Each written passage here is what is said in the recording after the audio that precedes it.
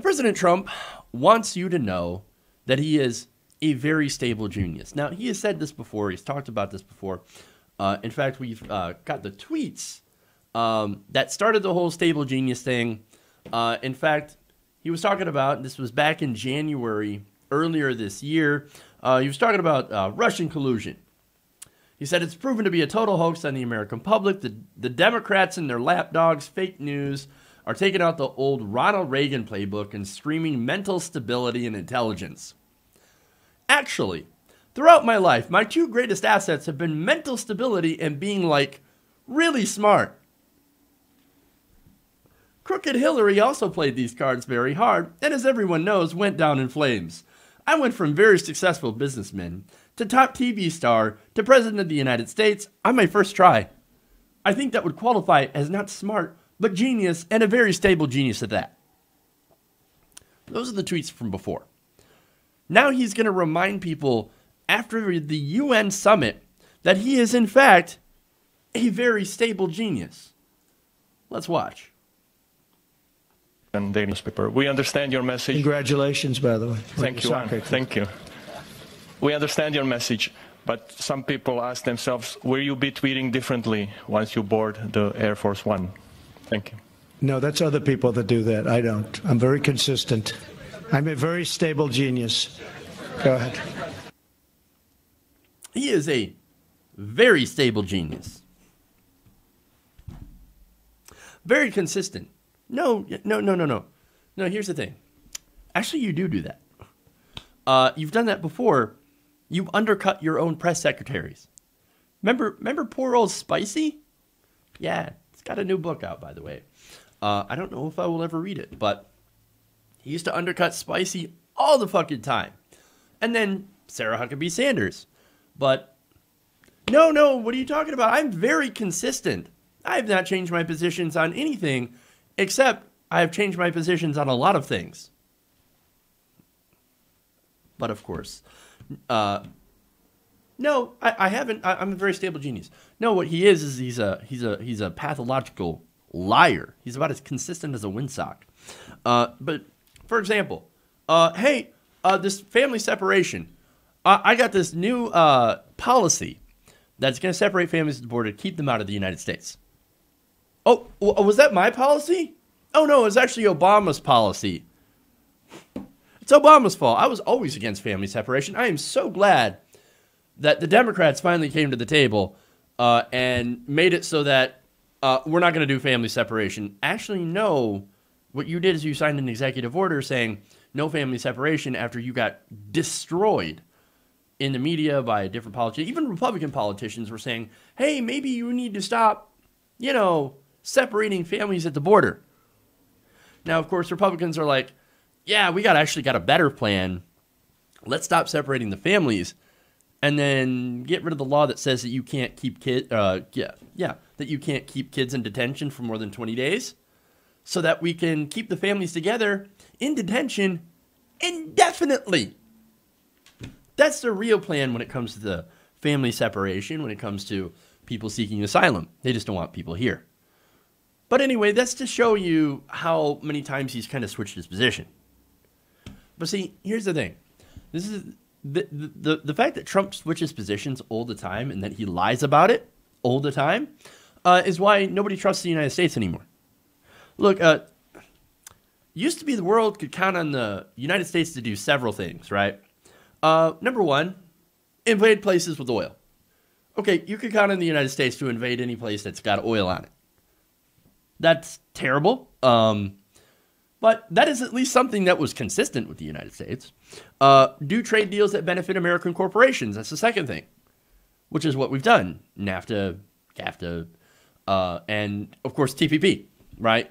Which we ended up not doing, and I got to give Trump a little bit of credit for that. And then the third thing, which is actually a good thing, is when we make a commitment, we usually own up to it. We usually keep our word, right? Now, as I said, two of those things are awful.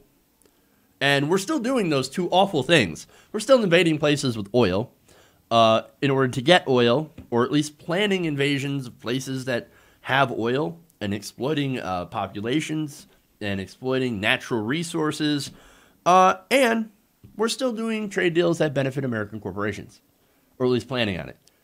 Again, President Trump's got a plan to replace the TPP that was sort of a lot like TPP. Interesting.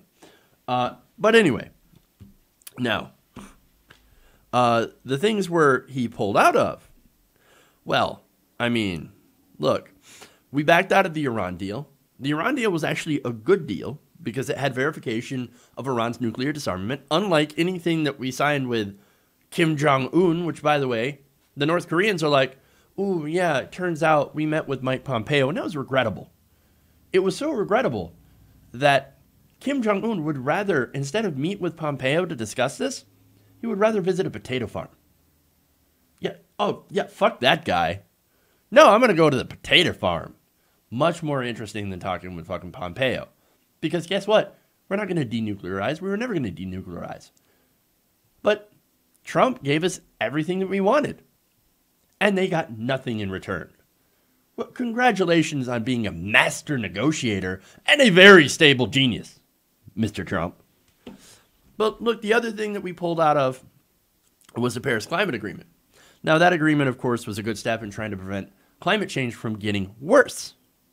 We pulled out of it, and now, of course, it's getting worse. There's actually more, I should say, greenhouse gases now being released under the Trump administration. Why? Because we're burning more oil. We're doing more oil deals. We're putting more emphasis on fossil fuels. So that, of course, is going to be terrible for the environment. And the Trump, of course, doesn't care. So basically what we've shown the world is that we're incredibly untrustworthy when we give our word, and that we're also still a warmongering country. Just as much, if not even more so. In fact, right now we are supporting Saudi Arabia in their war with Yemen. That is basically starving 7 million people in Yemen. Wonderful. Just fucking wonderful. But anyway, look, here's a real reason that Trump is, by the way, axing some of these, or had axed some of these agreements, like Iran and the Iran deal and of course, the TPP even, which, again, I give him credit for. It's because Obama had negotiated them. He's not a stable genius.